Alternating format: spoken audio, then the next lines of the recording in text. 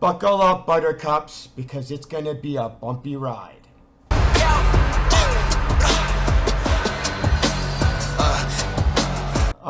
Fair warning, I guess, if you don't want any spoilers or you don't want me to spoil how ridiculous this movie is, might I suggest you leave and go watch whatever it is you guys normally watch. I don't know. Anyway, before we get to the actual movie, I have to talk about the forest. I have to talk about the magical forest, because it so easily encapsulates all how badly written this movie is, how no thought was put into it, how this movie constantly contradicts itself and invalidates itself. It's glorious, okay? So, we have the magical forest, right? Now, if you remember, one thing about the magical forest, all right, is that when Shang-Chi, Zhao Lin, I hope I get her name right, Zhao Ling and Katie and Trevor, whatever, are driving through the forest, right? They have to remain in the pocket, right? They have to stay in the pocket. Because if they don't stay in the pocket, what'll happen? The trees will eat them. Oh dear, remember, so they have to stay in the pocket. Because if they don't, what's going to happen? The trees are going to eat them. One little problem, teeny little problem. You see, at the beginning of the movie, right, when Wu finds out about the magical forest and is driving through, and again, much like with Shang-Chi and company, the forest is closing in on them, right? And what happens is the vehicles are thrown off, right? And when Wu is, standing on the edge of a cliff, right? And like from here on is forest, and from here on is like air and gravity, right? So what does the movie have Wen Wu do? Oh, that's easy. The movie has Wen Wu just walking through the forest without a problem. Oh, wait, what? Not only does Wen Wu walk through the forest without any fear of being eaten by the trees, he actually ends up finding, I forget the name of his soon-to-be wife, right? And he goes, where's the entrance to the village? He finds, by sheer fluke, by no GPS, no map, no nothing, ends up just wandering the forest and ends up finding the area that contains the secret entrance to Tao Lo. Well, wait a minute. If that's the case, what do you need the passageway for? What do you need the map for? You don't. The movie literally establishes that you don't need a map to get through the forest. You don't even need a map to even find the area to where it is to get to the village. You do need the map to be able to find where the secret entrance is, except here's the problem. Wen Wu's original map never explained where the entrance was. So what was he supposed to do? Once he got through the forest, where the hell was he going to go? Then you have the map that has the from the dependents that Shang-Chi and Zhao Ling have. And then they reveal, they put on the dragon head, and that reveals the map that shows the direct route to the secret entrance to go to the pocket dimension of Tao Lo. Now, I have a question. Why is there a secret entrance that is revealed once a year? What is the point? The forest is literally meant to stop people from even finding the area where the secret entrance even is. So why would they design the secret forest to have it reveal the secret entrance once a year? There is none. There is none. But the movie needed to have Wen Wu be able to find the secret entrance. So the movie literally pulled that secret once a year solution out of their ass solely so that Wen Wu would be able to find the entrance. There is no There's no justification. There's no reason. There's no legitimacy for there to be the secret entrance revealed once a year. If the movie had at least tried to come up with a bullshit excuse, that would have at least been something. The movie didn't even bother. Because you didn't care. You as an audience didn't care that there is no goddamn legitimate reason for the village of Ta Lo to design a secret entrance, a secret pathway once a year. I mean, but then we have the forest itself. Then we have the forest. I love this forest. I love this forest so much because I thought, okay, and I think rightly so, that because it was a magical forest that leads to the secret entrance that is a magical portal to an interdimensional universe in which the village of Ta Lo exists, I thought that you actually had to do something just to be able to get to the forest. No, you could just drive to the forest. What do you mean you could just drive to the forest? That literally means that you could find the forest and you can go, you can use Google Maps to get through the goddamn forest. Why would I need that secret entrance? Hey, Wen Lu, hey, Shang-Chi, did you ever hear of a concept? It's called GPS. Why couldn't they just use a GPS to use Google Maps and a GPS and you could drive? Because you couldn't drive through it. But you know what you could do? You could do what Wen Wu did. Just walk right through. He just walked through. The trees didn't try to eat him, did he? In fact, you actually had, when you meet Trevor and he talks about Morris, you have Trevor say that Wen Wu found Morris on his various expeditions through the forest. Meaning, Wen Wu went through the forest multiple times. How? He didn't have the map, remember? And then you have it that he ends up convincing his soon-to-be wife to marry him and leave the village. What do? They just walk through the forest. No special map, no special opening or anything. But then again, you know what? Let's take that aside altogether. Ignore all of that, okay? So you can't get through the forest unless you got a map, right? Not really, because since it's, the actual world, the Earth, why couldn't Wen Wu just have bought, 30 or 40 bulldozers? Because if you can't find the road, why not just make a road? Just take 30 or 40 bulldozers and just plow right through the goddamn forest. What was the forest going to do? The forest isn't exactly made out of redwoods or, what are they called, sequoias? I don't know if I'm pronouncing that right. Sequoias or sequoias, the sequoia trees, right? The trees that got a trunk that's this big. Hell, when Shang-Chi and company were driving through, they're almost at the exit, right? And what happens? The forest closes in on them. Well, what do you see them do? You just see them plow right through.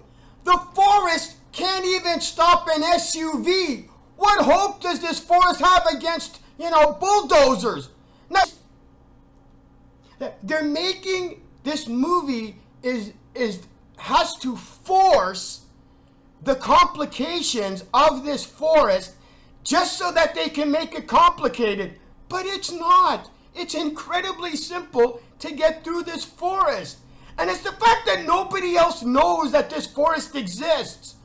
Like, again, satellite dishes, Google Maps, because when they do the aerial shot, like when Shang-Chi and company are going through the forest, you actually see an aerial shot. And you can see the various openings randomly happening. Well, anybody with Google Maps would have noticed it. And don't you think anybody would have gone, that's strange? No, apparently nobody else in the world knows about this, magic forest in 2021. Nobody knows about it. And then, but wait, there's more. So you have again, Shang-Chi and company driving through the forest, right? I loved this part. This is how blatantly full of shit this movie is, and how bad the writers are. And it's okay. So they're driving, right? And they're driving very fast. I don't know how fast, but I'm gonna say safely 40 miles an hour, 40, 50 miles an hour, whatever, right? But they're going fast. Now, when you look at the map and when you look at the aerial view, every turn is a 90-degree turn, okay? And Trevor would tell Katie hard left or hard right. But what would happen is, because she's going so fast, whenever she'd make the turn, she'd weave and she'd swerve until she could straighten out. This is what the movie does. Watch it again. Watch it again. When you'll get an aerial view of, okay, hold on. You'll get an aerial view, right, of the vehicle, okay? And what it'll do is it'll make a turn and it'll go like this, and it'll weave and do that. You want to know what the movie actually does? It actually has the forest it'll actually have the forest make a hole that conforms to the weaving of the vehicle. Are you kidding me? I look at that and I'm going, you're hilarious. This is a joke. The forest is supposed to be a right angle turn, but because she's weaving, the forest literally conforms to the weaving turns of the vehicle. Why would you show that? Why would in your face, the movie is showing how goddamn stupid it is. But let's get off the forest. Let's get on with the movie, which is convenient because there's a scene in the beginning of the movie which just establishes the level of lazy ass bullshit writing of this movie. You have Shang-Chi and Katie talking to their two friends, and you have Shang-Chi giving a little bit of a backstory, saying, something incredibly innocuous, going how he was bullied when he was in high school. And I'm going, whoa, time out. What do you mean you were in high school? How the hell how did you enroll in a high school? At 14 years old, you ran away from home and you somehow got to the United States. I'm not even going to cover how the hell he even got to the United States.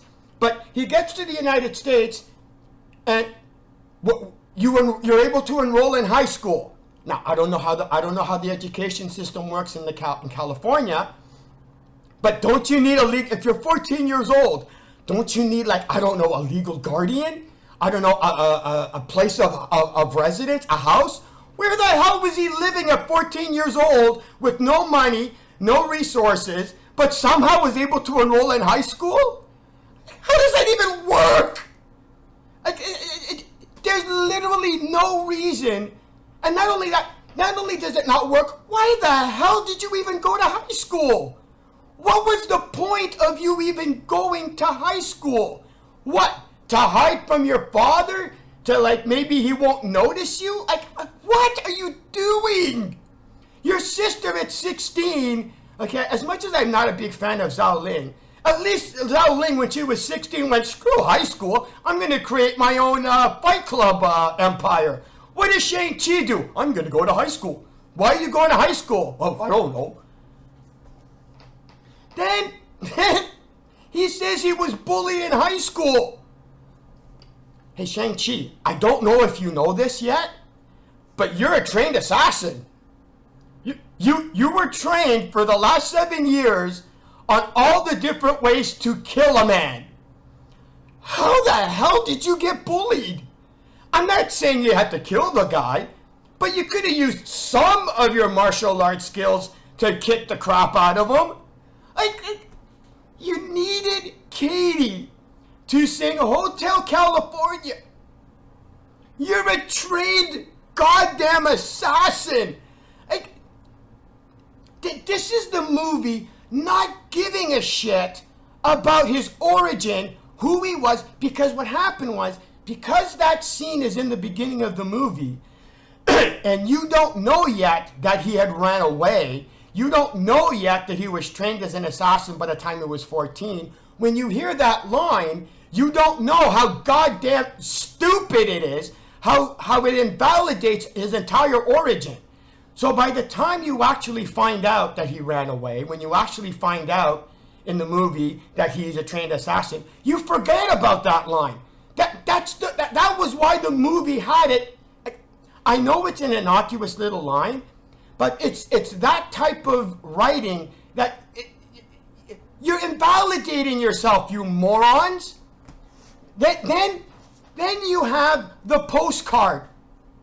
Who sent the postcard? Who? The sister didn't send it, because when he goes to the sister, she says, I didn't send it. So then who did? Please tell me you think it was the father, so I can establish what an idiot you are. Why would the father send Shang-Chi the postcard? For what? So that Shang-Chi could eventually lead him to his sister? Why? The postcard had the return address to where Zhao Lin lives. Was. Not only that, the father says, I've been keeping track of you for the last 10 years. The father already knows where Shang-Chi is, and the father already knows where Zhao Ling is. So who the hell sent the postcard? The movie never explains. This is such bullshit writing. But then we have the two fight.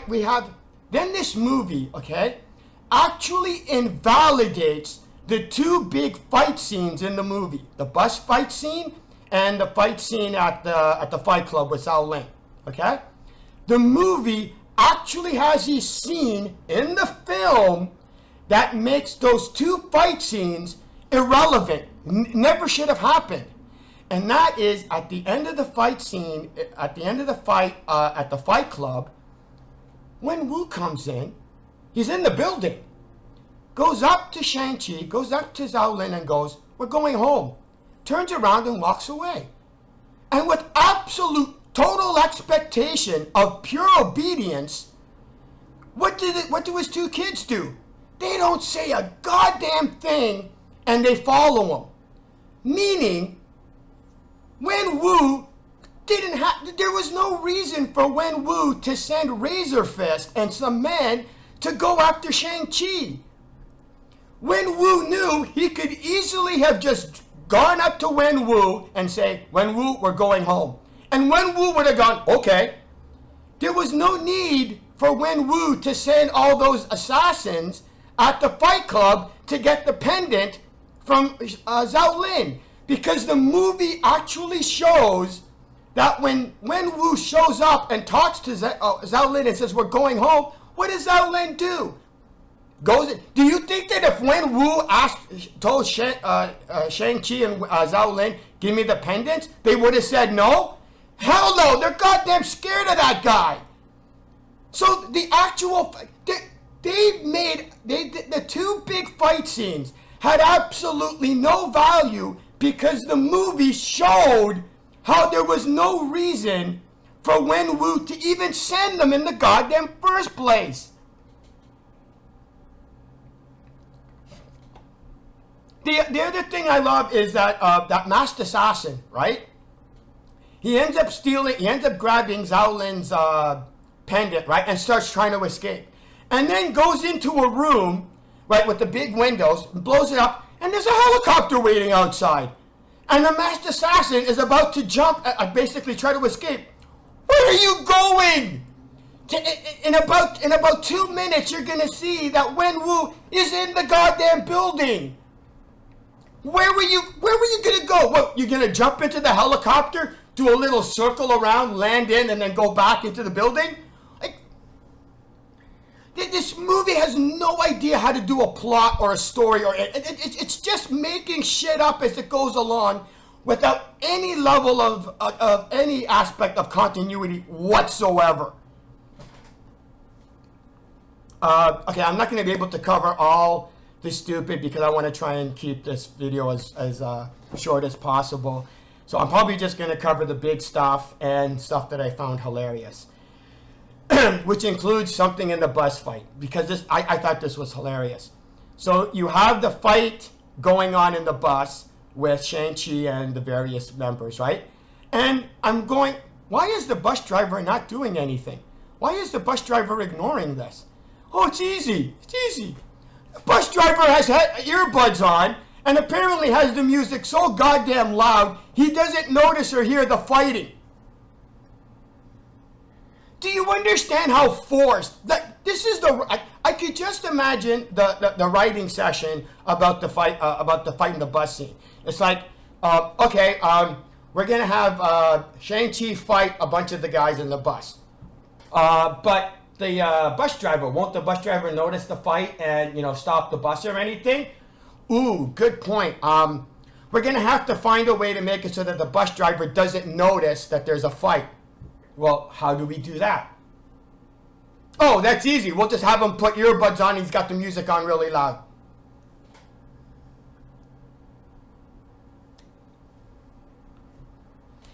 Do you understand how this movie has... what this movie does is it has an idea for the scene. And it likes the scene and it's a good scene. But then has to shove so much bullshit and forced plot just to be able to make the scene, just to be able to have the scene even happen. Now, granted, the fight scene was exciting. The fight scene was okay. It wasn't that bad. But the problem is, it's like, you have to be so, the movie has to inject so much stupid just to be able to have the fight scene that shouldn't have even have happened in the goddamn first place. Oh, I'm not even going to talk about the idiot of the guy filming it. So then, Shang-Chi and Katie go to the fight club, right? And he ends up fighting his sister. And then, once all the assassins show up, Zhao Ling leaves. And it's like, okay, I didn't expect that. But then, she eventually comes back. And then Shang-Chi goes to Zhao Ling, "You left me for dead." And Zhao Ling goes, "Now you know what it feels like." What the fuck? What are you talking about? Shang-Chi never left you for dead. Like, what mental acrobatics are you going through that you somehow think that Shang-Chi left you for dead when your life was never threatened at all by your father? At all. At all. But somehow, to justify having Zhao Ling leave and then come back to save them, they had it so that in Zhao Ling's mind, Shang-Chi left him for dead. Bullshit excuse. Because the writers didn't have one. But you know what? Zhao Ling's a good guy. Because the fight scene of the fight club. So they're out on the scaffolding, right? And Katie falls and is falling on the side of the building. And we're going, okay, how is she going to survive this? Oh, no problem, ladies and gentlemen. You're going to have Zhao Ling, for some goddamn reason, just happen to be on a lower level, okay, just directly in the path of where Katie is. And then it just happens to be in that room when Katie drops. And then just leaps out and grabs her. How the hell did Zhao Ling know that Katie was gonna fall? Who gives a shit? Who gives a shit? Don't think about how stupid it was for Zhao Ling to be able to save Katie and have absolutely no way of knowing where she was, no way of knowing where she was gonna be when she fell, and just happened to be able to get to that spot knowing that Katie was going to eventually fall and be in that room ready and prepared in case she did? Like, this is so pathetic. This is such forced bullshit writing. Oh, and then, so then you have the masked assassin, all right, fighting Shang-Chi, right? And then all of a sudden, Katie comes in and starts singing Hotel California. Now, I understand the joke, I understand the callback, but here's my question. What did she think was going to happen?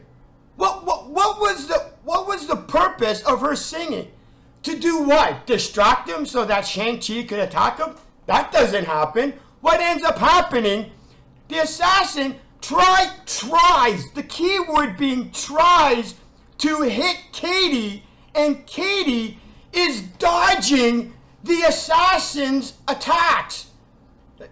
An assassin, the assassin who Shang-Chi was having a hard time keeping up with, this movie has so much plot armor shoved up Katie's ass that not only does she survive the fall outside the building so that have Zhao Ling save her ass, she basically confronts the masked assassin and is dodging her blows.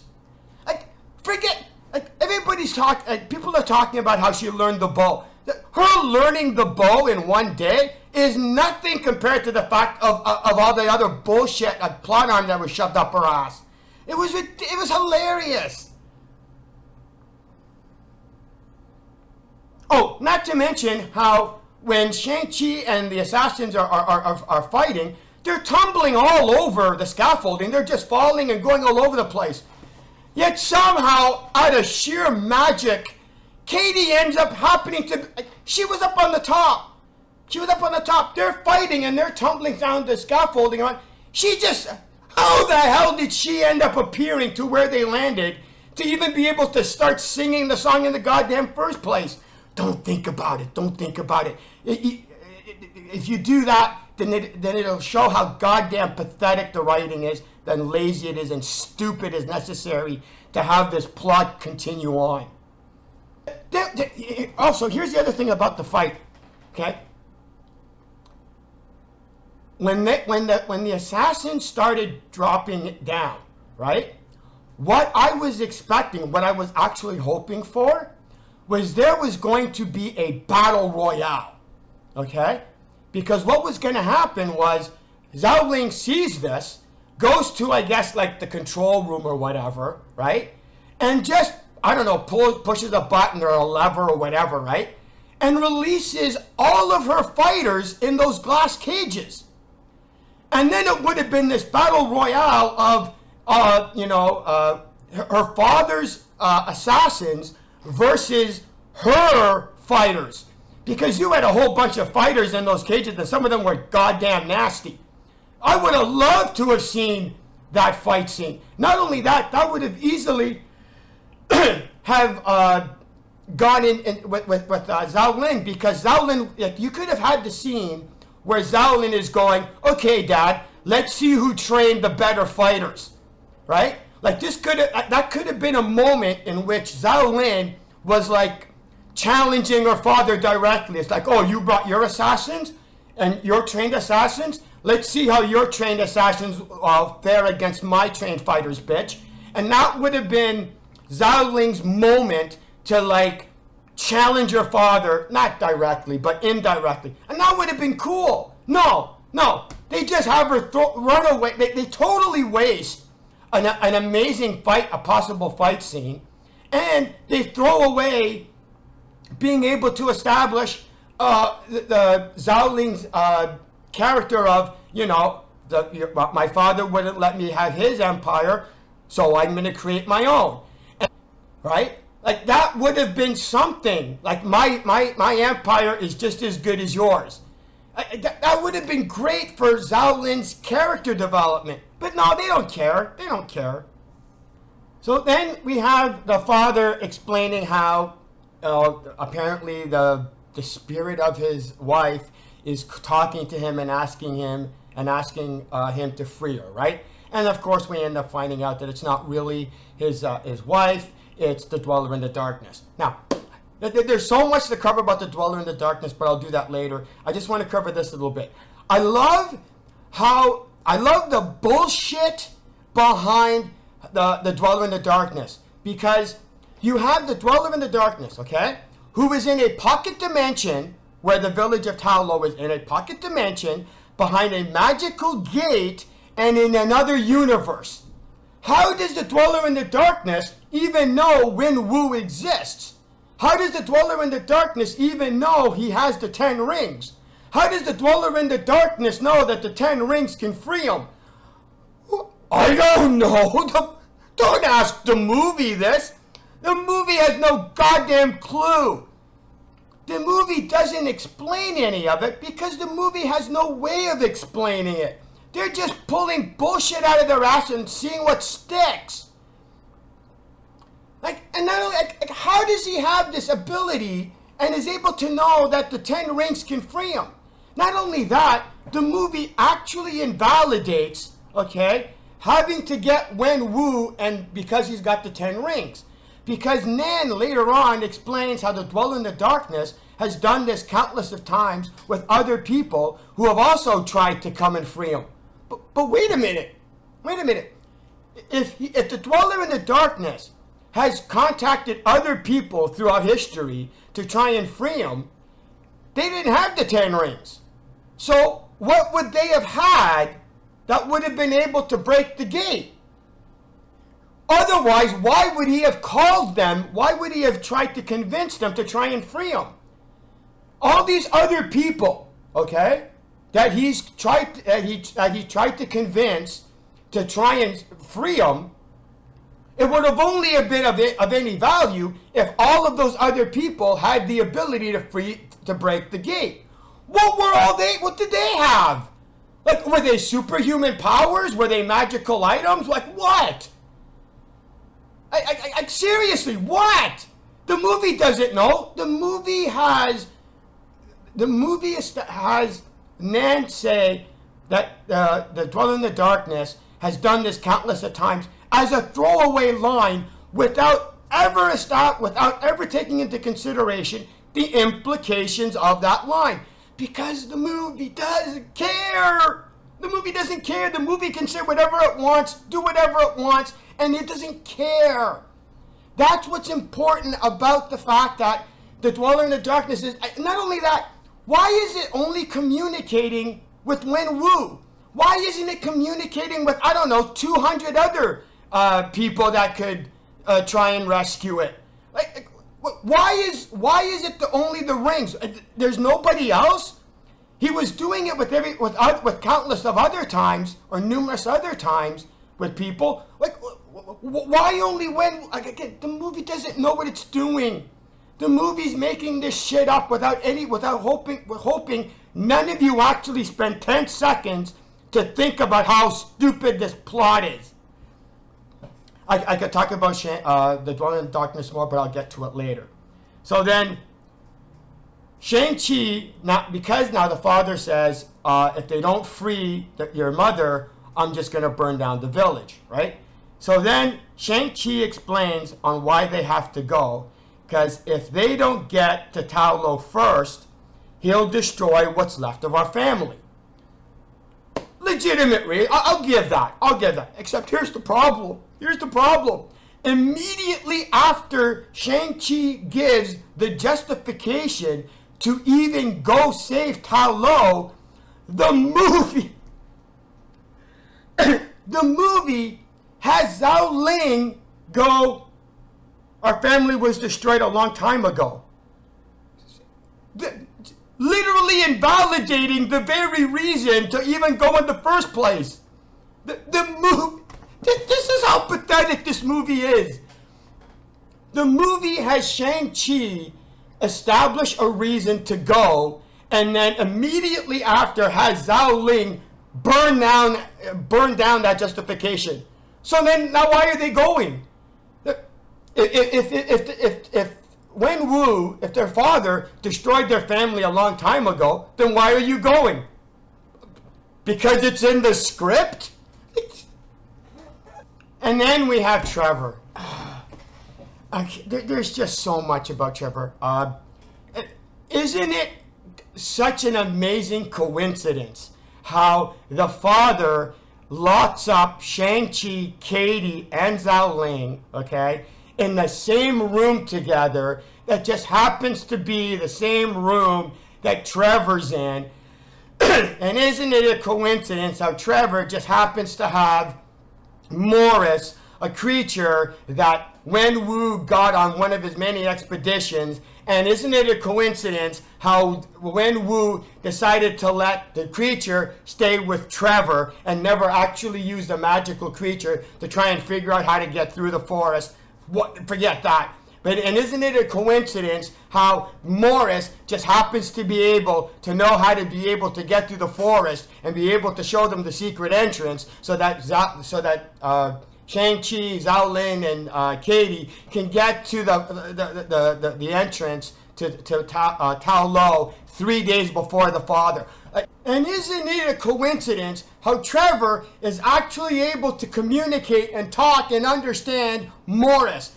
And with this absolute bullshit attempt at trying to deflect, because Katie actually goes, how were you able to understand him? And this is the bullshit that this movie comes up with. If he didn't talk to me, I'd go mad. Oh, sorry, that doesn't explain anything, assholes. That just because if he didn't talk to you, you'd go mad, doesn't justify how Morris is able to talk to you. Okay? And of course, Katie says, oh, well, I'm not going to question it any further. This is the movie going, they have no goddamn clue how anything in this movie works. They have no idea. They can't even come up with a bullshit excuse on how Trevor can even talk to Morris. Why? Because they have none. And not only that, isn't it a coincidence how there just happens to be a tunnel system that leads to the garage that I'm not, if I have to explain how goddamn pathetic and stupid and forced bullshit it was to have that scene so that, because the movie house, how the hell are we going to get Zhao Ling and everybody to Tao Lo? We'll just shove something up out of our ass and we'll just, that's pathetic. That's pathetic, okay? That is cheap-ass, lazy bullshit writing. Then, to even make matters worse, so they're going to the garage system, right? And they steal the car. The movie actually shows Razor Fist, right? Looking at the camera. He's scanning the camera, okay? And he goes, oh my God, they're stealing my car. What? You didn't notice them entering the garage? You didn't see them walking around? You didn't see them trying to get into your car? You didn't see Zhao Lin? You're looking at the movie is having you look at the camera monitors. And you didn't notice Zhao Lin taking the keys. You didn't notice any of that. And thought, hey, maybe I should alert the fact that they've escaped. No. He's standing there looking at the cameras, doesn't see anything until his car moves. Bullshit. Then they're trying to escape, right? And the one entrance is blocked. And then they go, is there another way out? Yeah, there is, but it needs a fingerprint. And it's like, okay, so what are they going to do? Oh, have an attempt of trying to do all this little confusion and action and everything's going crazy because Shang-Chi is fighting and going, Shang-Chi, use your fingerprints. Whoa. Why would Shang-Chi's fingerprints be able to open the gate? It wouldn't. But the movie needed to figure out some way to be able to get them to escape, so just magically had it that Shang-Chi's fingerprints opens the gate. How would Shang-Chi even know that his fingerprints would even work? No, they wouldn't. He just showed up a day ago. No, apparently he now knows that the locking mechanisms of the gate of the garage are key to his fingerprints. It's like there's so much bullshit, coincidences, and forced bullshit that I swear to God, they could have walked through the tunnels right? And they could have ran into Captain America, and I would have gone, why the hell not? Why the hell not? How would that be? How would them running into Captain America be any more stupid than what they just had in the last 2 minutes, right? They could have ran into Captain America, and I would have gone, sure. Why wouldn't you have run into Captain America? And so then they reach Tao Lo or whatever, and there's all that explanation. But I love this part. Because Katie ends up, like that old lady drops the arrows, right? And Katie grabs the arrows and follows the lady, right? And they end up walking to the archery range, right? And then the old lady says, what does he says? If you don't aim for anything, you will never hit anything. And I'm going, you know what? That's an intriguing, motivational little thing to say. And you have Katie, looking at her and going, oh, absorbing it. Only one little problem, okay? Katie has no idea what the hell she's saying. Remember? Katie doesn't speak, she doesn't know the language, right? You had the other guy going, oh, don't worry, I speak the ABCs. The movie goes out of its way to establish Katie doesn't understand the language. She doesn't know. But now apparently she magically understands. Now, this video is probably going on way too long, and I still got a lot more to cover, so I'm going to end up narrowing down what I talk about. But the reason I'm trying to explain so much of the stupid, is I just want you to understand, it's not like there's just one or two stupid. It's not like I'm complaining about this movie because of two little things. No, it's throughout the entire movie, okay? And another good example, right, is the mother dying, the flashback of the mother dying. And how blatantly forced and ridiculous it is. Because the Iron Gang comes and confronts the mother and the children, right? How? Where are the guards? Like, wait, because Wenwu has decided to go straight, he didn't think anybody would try and retaliate against him. So what, is trying to live a normal life and not have any guards, but just happens to still have the compound, the wealth, the resources, all that stuff. So the movie, having absolutely zero imagination, zero skill level in writing, simply has it that the Iron Gang confronts the mother, the wife, and what does the wife do? Willingly decides to confront them, even though the movie establishes she doesn't have her power. What are you going to do? Oh, nothing, I'm just going to die. This is my death scene.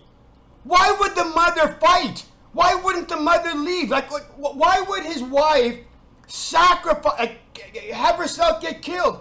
There is none. It's just that the movie goes, oh yeah, the mother dies. How do we have that? Oh, we'll just throw in something like that. But here's where it even gets worse, right? The Iron Gang lets the kids leave. Well, the father is eventually going to figure out that his wife was killed and would like to know who killed him. Gee, it's a good thing the Iron Gang let a witness leave who knows who they revealed to the kid, because the Iron Gang says, we're the Iron Gang and we're going to kill you. So Shang-Chi as a kid is going, oh, okay, so it's the Iron Gang. The father goes, who killed your mother? Oh, the Iron Gang.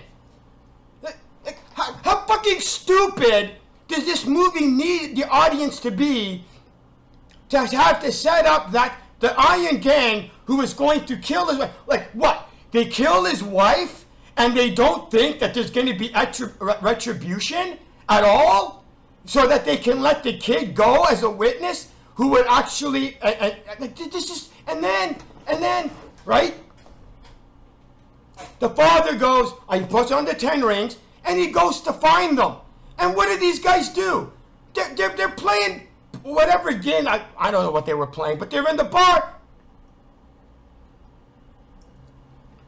without any consideration that the father, that Wenwu, might actually seek retribution.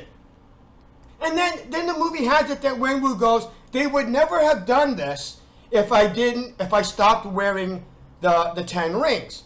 Well, so wait a minute. The Iron Gang knows that Wen Wu isn't wearing the 10 rings. That's why they felt comfortable going after the wife. Well, if they knew that Wen Wu isn't wearing the 10 rings, why wouldn't they have gone after Wen Wu? Why wouldn't the Iron Gang have taken their vengeance on the very guy that was killing them? The Iron Gang could have taken down Wen Wu, killed Wen Wu, and then just taken all of his wealth, his possessions, and gold, or whatever. No. This movie is so pathetically stupid, and the writers are such hack idiots that they have it that instead of the Iron Gang going after Wen Wu, who they know no longer is wearing the 10 rings, why would they do that? Why won't they just go after the wife? This is stupid. This is bullshit. This is not even amateur hour writing ability. This is bullshit stupid. Oh, and not only that, why didn't they have guns? Why are there no guns in this movie? Okay? The Iron Gang goes in and they're all going martial arts. Why didn't you have a gun? When they get to when Wen Wu and his army and his mercenaries get to Ta Lo, what do they got? They got these magical bows and crossbows and stuff. First of all, where the hell did he get these magical weapons? Second of all, why don't any of them have machine guns, assault rifles, 50 caliber guns, grenade launchers? Like, it's 2021, you stupid ass idiot. Why are you confronting them with magical items that you have no idea? First of all, I have no idea how the hell you even made these items or even got these items or even created these items. Screw even bothering with that. Why aren't you bringing automatic weapons and shooting these people down? Oh no, because then that would have actually caused them to actually kill the village. No. We're going to have it that we're going to have them confront them hand to hand. Explain to me how I'm supposed to take this movie seriously.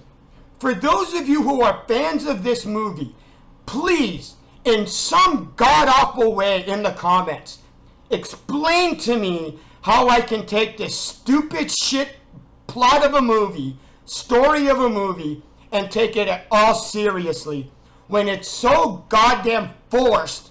You could have had them bring machine guns, automatic weapons, and have it fail. I don't care. But there's no way that they wouldn't have known that they wouldn't have worked. But they couldn't have. But the movie knows that they couldn't have had Wen Wu bring actual, modern day weapons because they would have tore apart the villagers. So they had to make it so that it was hand-to-hand combat. Bullshit! Anyway, you know what? This video's gone on, I'm sure, more than long enough than anybody's actually even watched. And there's still a ton more stupid that's left in this movie. But, I think I've covered more than enough explaining how full of stupid this movie is. If anybody actually got this far and you're actually interested in more of the stupid, I can do a part 2. Let me know. But again, other than that, there's 2 pages more of absolute bullshit and stupid in this movie. But I'm done. I think I've covered more than enough to establish how ridiculous this movie is. Again, it's a typical MCU movie. What do you want? Anyway, I'm out of here. See ya.